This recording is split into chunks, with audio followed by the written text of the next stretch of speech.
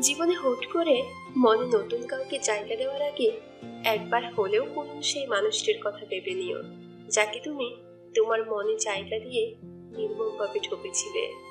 তখন হয়তো তুমি ঠিক ততটা বুঝতে পারোনি প্রতারক মানুষটির করা অভিনয়টুকু, যার কারণে মানুষটির কথার মায়াজালে তুমি আটকে গিয়েছিলে।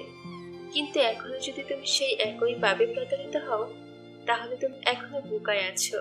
যে ভালোবাসতে চাই তাকেই যে ভালোবাসতে হবে এমনটি তো কোথাও লেখা নাই। সবাই তো আবার সত্যিকার অর্থে মন থেকে ভালোবাসে না। অনেকের এই ভালোবাসার পেছনে থাকে অভিনয়, ছলনা ও প্রতারণার মতো বাজে উদ্দেশ্য। সবার মিষ্টি কথায় নিজেকে ভোলাতে নেই। তোমার জীবনে অনেকেই ভালোবেসে কাছে আসতে চাইবে, কিন্তু সবাই তোমাকে সত্যিকার অর্থে মন থেকে ভালোবাসবে না।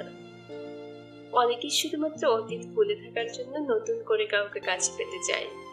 অনেকের কাছে ভালোবাসা শুধুমাত্র সময় কাটানোর জন্য। যে মানুষটি হুটহাট করে জীবনে চলে আসতে চায়, তার বিদায় বেলাটিও হুটহাট করেই হয়ে যায়।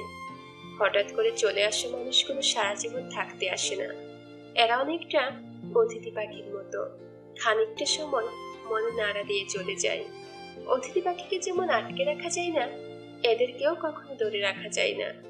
যে মানুষটি জীবন থেকে চলে যেতে চায়, তাকে যেমন জোর করে ধরে রাখতে হয় না, তেমনই ভাবে যেই মানুষটি জীবনে হঠাৎ করে চলে আসতে চায়, তাকে কখনোই সাথে সাথে গ্রহণ করতে হয় না। সেই মানুষটিকে অপেক্ষা করাতে হয়, তার ভালোবাসার পরীক্ষা নিতে হয়। এতে করে সঠিক ভালোবাসার মানুষটি খুব সহজেই চিনতে পারা যায়।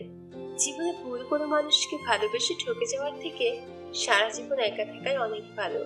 এতে করে আর যাই হোক, ভুল কোনো মানুষের স্মৃতি নিয়ে সারা জীবন বেড়াতে হয় না।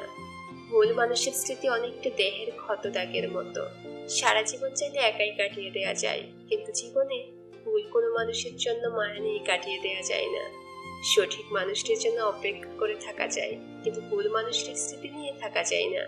ভুল মানুষটির কাছে নির্মমভাবে ঠকে যাওয়ার যন্ত্রণা অনেক কঠিন এবং ভীষণ কষ্টের।